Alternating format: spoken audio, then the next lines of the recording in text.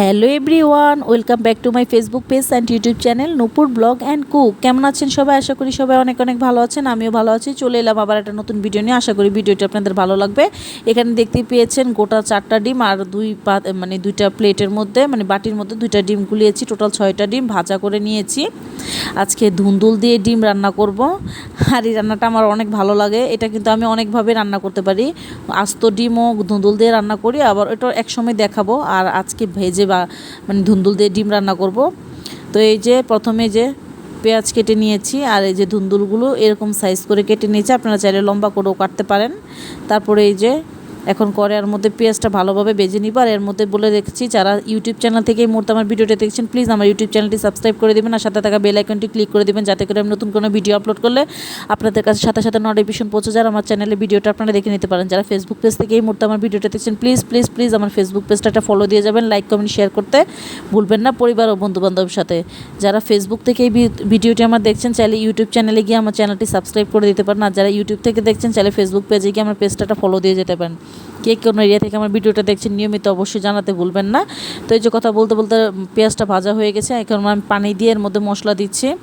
মশলাটা একসাথে পানির সাথে গুলিয়ে দিতে পারতাম, আমি একটু আজকে ইউনিকভাবে রান্না করছি, নতুনভাবে। এভাবে সবাই রান্না করে, রান্নার প্রসেস আসলে এক একজনের এক এক রকম। এখানে হলুদ, মরিচ আর জিরা ভালোভাবে দিচ্ছি। আর মরিচটা একটু বেশি দিয়েছি, কারণ ধুন্দুলটা মিষ্টি তো। তারপর দিয়ে দিচ্ছি ধনিয়া অল্প করে। মিষ্টি কিন্তু ধুন্দুল কিন্তু অনেক মিষ্টি। এখন ঝালটা যে যেরকম খাবেন সেরকমভাবেই দিবেন। ধুন্দুলে আসলে একটু ঝাল বেশি দিতে হয়। যে দেখতে পাচ্ছেন কালারটাতে খুব কালারটা ভালো এসেছে। এখন ধুন্দুলটা দিয়ে এখন ভালোভাবে কষাবো। আর তরকারি যত বেশি কষানো যাবে মশলা বা তরকারিটা, তত তরকারিতে টেস্ট আসে বেশি ভালো। আসলে এই টিপস অনেকে জানেন, আবার অনেকে জানেন না। যারা না জানেন, অনেকে আছে অনেক টিপস জানে না, তাদের জন্য আমার আজকে এই কথাটি বলে দিলাম। তো এই যে এখন পানি দিয়ে দিয়েছি ভালোভাবে কষিয়ে। পানি দিয়ে এটা যখন বলক চলে আসবে, এর মধ্যে ভাজা ডিমগুলো দিয়ে দিব। কারণ ডিমগুলো যদি একটু পানি থাকতে না দিই, তাহলে কিন্তু যে এই ঝোলটা কিন্তু ডিমের ভিতরে ঢুকবে না। তো এই যে ডিমটা আমরা একে একে দিয়ে দিচ্ছি। দিয়ে এখন ভালোভাবে একটু বলক করে নিব, যাতে তাড়াতাড়ি রান্নাটা হয়ে যায়। এই তো দেখতেই পাচ্ছেন। এখন একটু ভালোভাবে ঢেকে রান্না করে নিব।